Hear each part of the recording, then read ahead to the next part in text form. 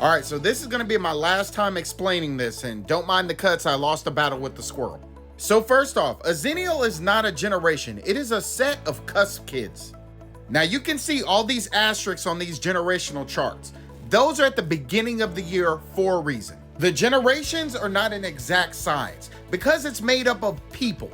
Every person walking this planet is the person they are because of the experiences they had in their life. And the generations are no different. Everybody that was born in the Gen X time frame have things in common, like the music that you listened to, the toys that you played with, the things that were on television, or the way that you and your friends talked.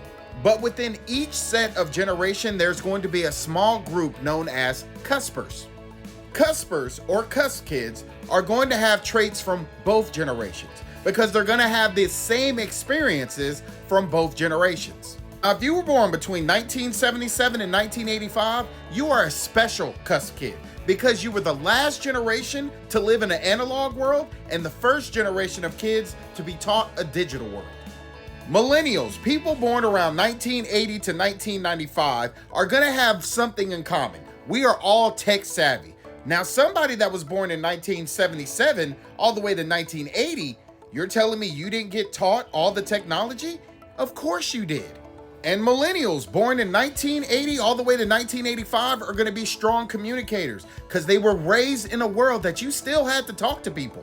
If you were born between 1977 and 1979, you are a Gen X. And if you were born between 1980 and 1985, you are a millennial. But you're also a special set of cusp kids known as Xennials.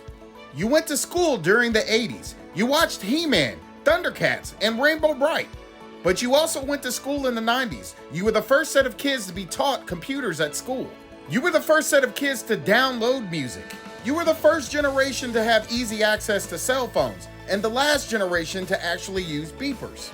I can go on and on talking about the similarities that Xennial is gonna have, but trust me, we get it. We're not a separate generation. We are simply a set of cusp kids.